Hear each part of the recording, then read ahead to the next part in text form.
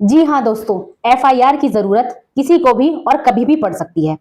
FIR अपने आप में एक जागरूकता का भी विषय है और एक जनरल नॉलेज का भी विषय है, जिसके बारे में आम इंसानों को सही तरीके से पूरी जानकारी होनी चाहिए, क्योंकि ये आम लोगों के लिए ही बनी है। हेलो, नमस्ते, मैं हूं आपकी और आपके पूरे परिवार की एडवोकेट और सलाहकार शालू। जब भी कहीं पर कोई क्राइम हो जाता है, जैसे चोरी हो जाती है, लूट हो जाती है, झगड़ा हो जाता है और मारपीट हो जाती है, या किसी कोई छेड़छाड़ का मामला होता है, या कोई दूसरी तरह की कोई ऐसी चीज है जिसकी हमको रिपोर्ट करानी है, तो हमारे पास एफआईआर यानी कि पुलिस को फर्स्ट इंफॉर्मेशन रिपोर्ट देने के लिए तीन तरीके हैं। एक तरीका कि हम तुरंत 100 नंबर पे बुलाकर पुलिस 100 नंबर को कॉल करके पुलिस बुलाते हैं और पुलिस हमें साथ ले जाती है और वहां पर जाकर हम एफआईआर लिखवाते हैं। दूसरा, हमारे साथ कोई प्रॉब्लम हो गई है इस तरह की जिसकी हमें एफआईआर करानी है, तो हम अपने घर से अपना आईडी कार्ड वगैरह लेके और साथ में किसी गवाह को लेके या अकेले ही एफआईआर कराने जाते हैं। तीसरा, कि हम किसी प्रॉब्लम की अपने ही स्टेट की डिस्ट्रिक्ट वेबसाइट पर जाकर, पुलिस वेबसाइट पर जाकर घर बैठे फोन से ऑनलाइन एफआईआर करते हैं।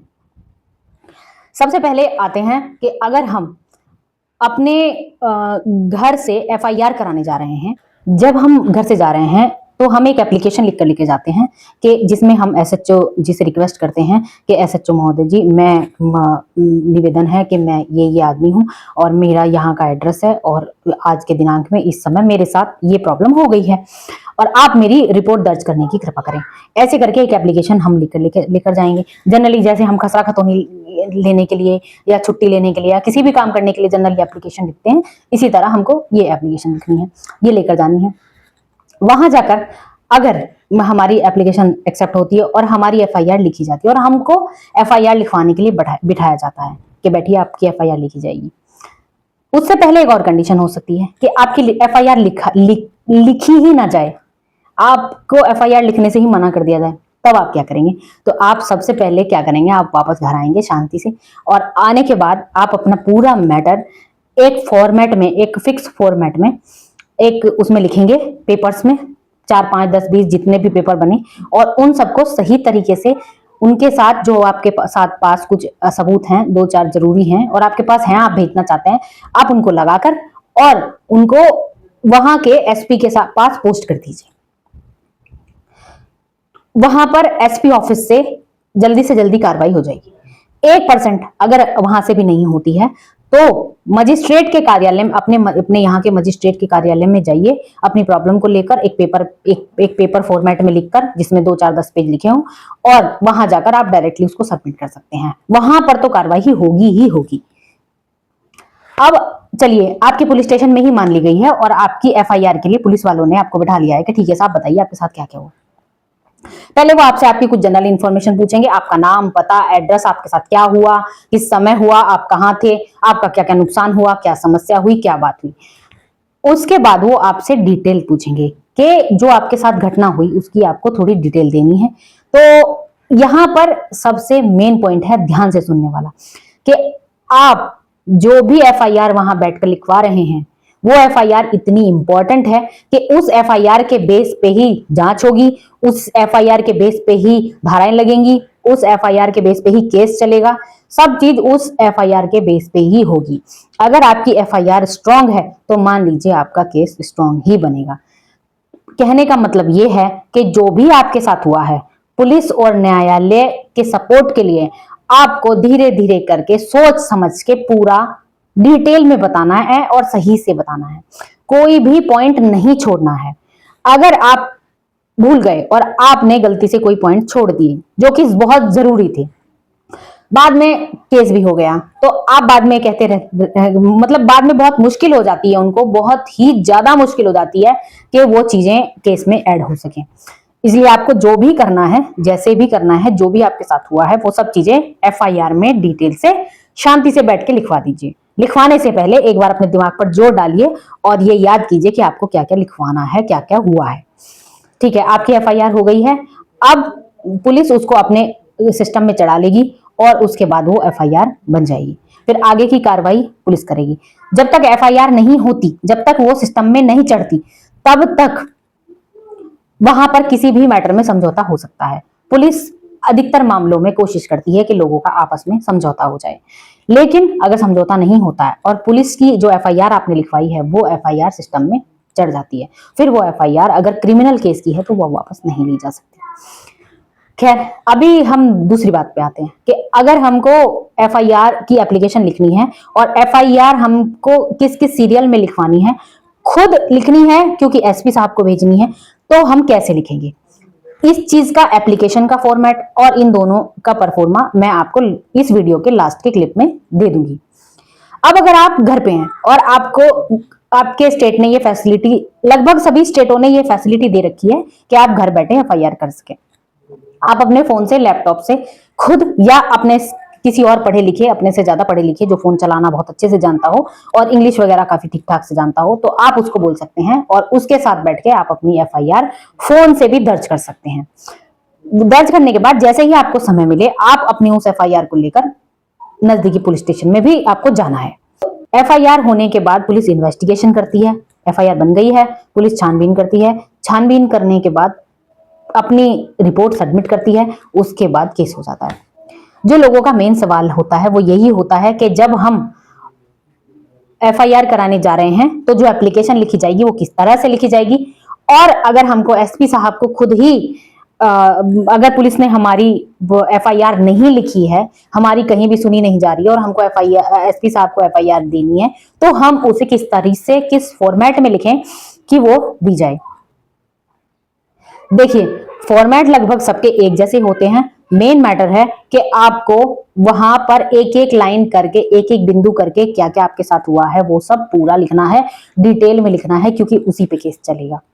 ये एक एडवोकेट होने के नाते मैं आपको पर्सनली बता रही हूँ, जो चीज आपको कोई नहीं बताएगा और जनरली लोगों को पता भी नहीं होती।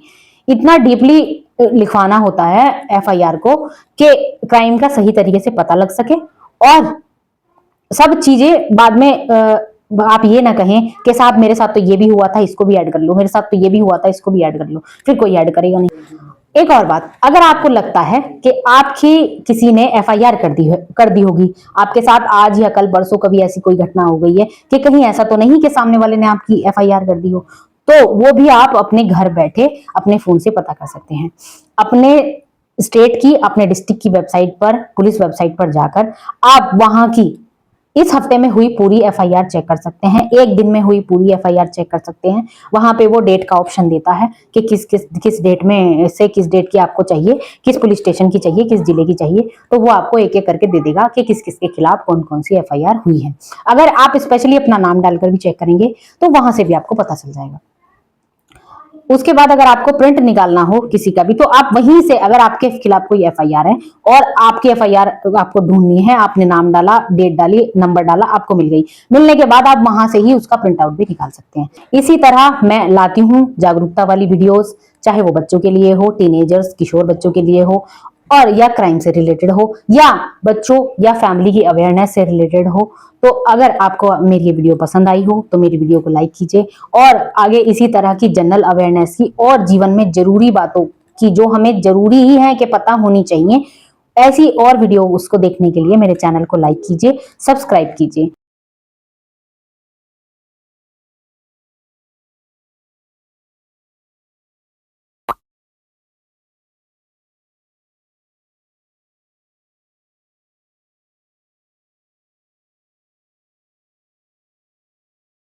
कि सीधे ये ऑफिशियल वेबसाइट है दिल्ली पुलिस का, और यहाँ पे सीधे नीचे आएंगे और यहाँ पे थेफ्ट एफआईआर और लॉस रिपोर्ट है, तो आप दोनों में से किसी पे जाएंगे तो दोनों आपको एक ही जगह ले जाएंगे। विभाग होते हैं। अब आपके साथ जिस राज्य में घटना हुई है, आपको उस राज्य के ऑफिशियल वेबसाइट पर विजिट करें और जहां आपको ऑनलाइन एफआईआर की सुविधा दी गई होगी। हालांकि अभी हमारे पास जो अवेलेबल है वो एमपी, यूपी, दिल्ली, हरियाणा, राजस्थान और बिहार, जिसका लिंक हमारे ब्लॉग www.workers.in पे मिल जाएगा, जो कि आपको स्क्रीन पे दिख रहा होगा। इस पे जाकर के आप ऑनलाइन एफआईआर दर्ज करा सकते हैं। और आपको जानकारी के लिए एक उदाहरण स्वरूप दिल्ली में आप ऑनलाइन एफआईआर दर्ज कैसे कराएं उसकी जानकारी दे रहा हूँ। ये ऑफिशियल वेबसाइट है दिल्ली पुलिस का, और यहाँ पे सीधे नीचे आएंगे और यहाँ पे थेफ्ट एफआईआर और लॉस रिपोर्ट है, तो आप दोनों में से किसी पे जाएंगे तो दोनों आपको एक ही जगह ले जाएगा। अगर इस पर हम क्लिक करते हैं, क्लिक करने के बाद हमको यहाँ पे दो ऑप्शन मिलता है। और यहाँ पे सीधे नीचे आएंगे और यहाँ पे थेफ्ट एफआईआर और लॉस रिपोर्ट है, तो आप दोनों में से किसी पे जाएंगे तो दोनों आपको एक ही जगह ले जाएगा। अगर इस पर हम क्लिक करते हैं, क्लिक करने के बाद हमको यहाँ पे दो ऑप्शन मिलता है, लॉस रिपोर्ट और स्टोलन रिपोर्ट। तो हम यहाँ पे जनरली अगर हमारा कोई सामान खो गया है तो इस पर क्लिक करेंगे। क्लिक करने के बाद यहाँ पे दो ऑप्शन मिलेगा, एक तो लॉस्ट आर्टिकल रिपोर्ट और फाउंड आर्टिकल रिपोर्ट। अगर आपका कोई सामान खो गया है तो इस पर क्लिक करना है और आपको कोई सामान मिला है जिसकी सूचना पुलिस को देना चाहते हैं तो सेकंड वाले ऑप्शन पर क्लिक करना है। पहले वाले ऑप्शन पर आप क्लिक करेंगे, क्लिक करके यहाँ पे तीन ऑप्शन मिलेगा। अगर आप ऑनलाइन एफआईआर करना चाहते हैं तो यहाँ पे रजिस्टर्ड पे क्लिक करेंगे। रजिस्टर्ड पे क्लिक करते ही आपके सामने इस तरह का एक फॉर्म खुलेगा जिसको कि आपको भरना है और यहाँ पे जिसके ऊपर भी स्टार लगा हुआ है लाल वाला, वो आपको भरना जरूरी है। जैसे आप अपना नाम यहाँ पे लिखेंगे, फादर या मदर का नाम लिखेंगे और अपना पूरा पता लिखेंगे। उसके बाद आपको यहाँ पे अपना मोबाइल नंबर देना है और मोबाइल नंबर देने के बाद आप शिकायत करता है तो यहाँ पे आपको ईमेल आईडी देना है और दिल्ली में कहाँ पे कौन सी जगह पे आपका सामान खो गया है उसकी जानकारी, उस जगह का नाम लिखना है यहाँ पे और किस डेट को आपका सामान लॉस हुआ है उसको लिखना है। यहाँ पे मंथ और ईयर सेलेक्ट करना है और अगर आपको टाइम ज्ञात हो तो अप्रॉक्स टाइम यहाँ पे इसको क्लिक करके दे सकते हैं। और यहाँ पे क्या आपका सामान खोया है, यहाँ पे एक लिस्ट दे रखा है जैसे कि Aadhaar card, iPad, tablet, laptop, computer, camera, watches, passport, PAN card, mobile, voter ID card, SIM card, driving licence, I card school, I card college और इस तरह से। अगर कुछ नहीं है तो यहाँ पे अदर्स लिख सकते हैं और अगर आपका इसमें ऑप्शन है तो कोई बात नहीं है। ऐसे मैं आपको अदर्स लिख करके बता रहा हूँ और यहाँ पे अदर्स में उसका नाम लिख दीजिए जो आपका सामान खो गया है और यहाँ पे उसका डिस्क्रिप्शन लिख सकते हैं। डिस्क्रिप्शन लिखने के बाद ऐड पे क्लिक करेंगे तो इस तरह से यहाँ पे आ जाएगा और उसके बाद यहाँ पे जो भी अदर डिटेल आप लिखना चाहते हैं वो यहाँ पे टाइप कर सकते हैं। टाइप करने के बाद उसके बाद यहाँ पे जो कैप्चा में जो नंबर शो कर रहा है उसको लिख करके सीधे सबमिट कर दें। जैसे ही सबमिट करेंगे वैसे ही आपके सामने एक रेफरेंस नंबर आ जाएगा जिसको आप प्रिंट आउट करेंगे और उसको फ्यूचर के लिए आप संभाल के रख सकते हैं। उसके लास्ट में यहाँ पे कुछ डिस्क्लेमर में 4 पॉइंट दिया हुआ है जिसको आप पढ़ सकते हैं। ऐसे हिंदी में हमने इसको अपने इस पोस्ट के सबसे लास्ट में आकर के दे दिया है। यह आवेदन दिल्ली में खोई हुई वस्तु दस्तावेज की रिपोर्ट दर्ज कराने के लिए है। इस आवेदन के तहत दर्ज की गई रिपोर्ट जांच या जांच का विषय नहीं है, यानी कि इसमें जो रिपोर्ट दर्ज कराते हैं उसको जांच नहीं करते हैं। उसके बाद चोरी या अन्य किसी अपराध के नुकसान होने की स्थिति में निकटतम पुलिस स्टेशन से संपर्क करें, यानी कि जिस पुलिस स्टेशन में आपका सामान खो गया वहां जाकर के आप इसकी सूचना रहता है।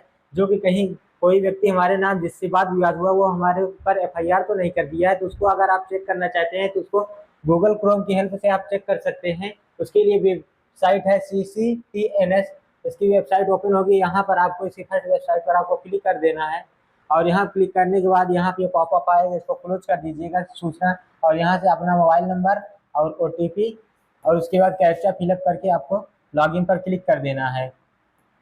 यहाँ पर सेंड OTP पर क्लिक कर देना है इस प्रकार से, तो आपके नंबर पर OTP जाएगी।